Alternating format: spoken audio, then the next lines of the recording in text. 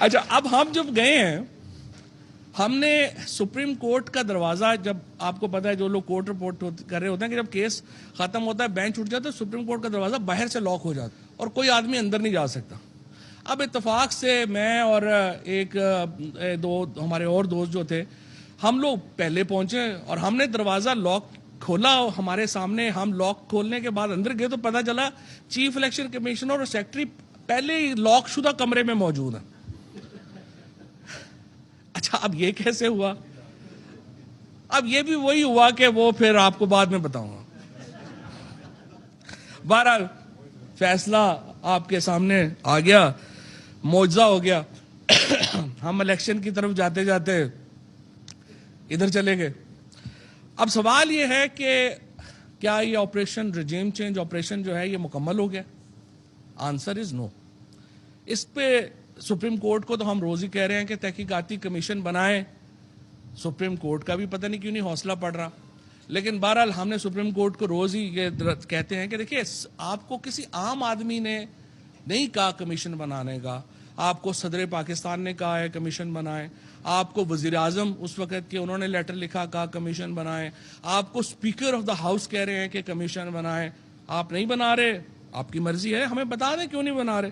لیکن بہرحال اس طرف بھی ہمیں امید ہے سپریم کورٹ کی طرف سے کوئی جواب جو ہے وہ آئے گا. اب ہوا یہ کہ سری لنکا میں جس طرح ہم نے دیکھا ان دا مین ٹائم سری لنکا میں یہ ہوا کہ پہلے معاشی بحران پیدا ہوا اور پھر سیاسی بحران پیدا ہوا. پاکستان میں پہلے سیاسی بحران پیدا کیا گیا پھر معاشی بحران پیدا ہوا, کیونکہ پاکستان میں تو ہم بالکل سٹیبل جا رہے تھے.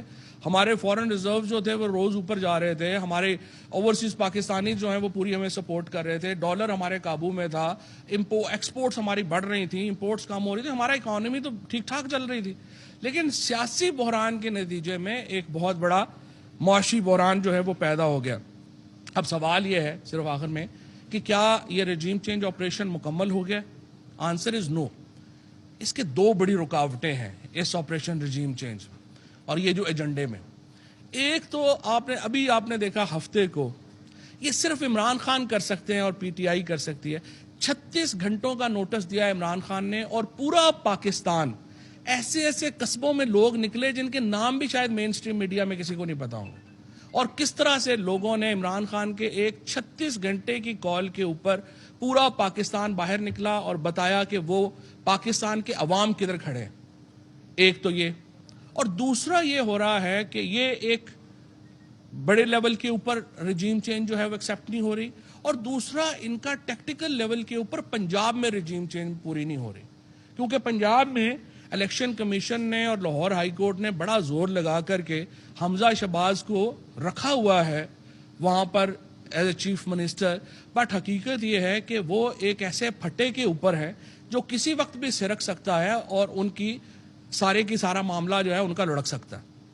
لیکن اس کو جان بوجھ کے اس طرح سے جو ہے وہ بنایا گیا ہے. اب جو تمام پاکستان ہے وہ ایک طرف عمران خان کے ساتھ کھڑے ہیں اور ٹیکٹیکل لیول کے اوپر پنجاب میں رجیم چینج جو ہے وہ مکمل ہو نہیں پا رہی. جب تک یہ دونوں معاملات جو ہیں یہ مکمل نہیں ہوں گے, اس کے نتیجے میں یہ معاملہ جو ہے وہ مزید بگڑے گا. پاکستان میں یہ جو اس وقت حل ہے, سلوشن ہے, وہ واحد سلوشن ہے ہم عوام کی طرف جائیں.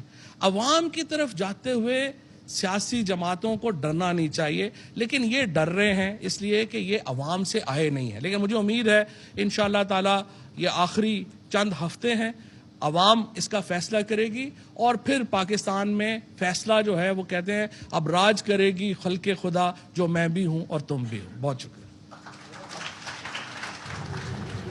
پی ٹی آئی رہنما فواد چودھری اس سیمینار رجیم چینج سیمینار جو منعقد کیا گیا اس سے خطاب کر رہے تھے. ان کا یہ کہنا تھا کہ ماحول بنایا جا رہا ہے کہ ہندوستان سے تعلقات اور اسرائیل کو تسلیم کیا جائے اور عمران خان کے ہوتے ہوئے یہ ممکن نہیں تھا.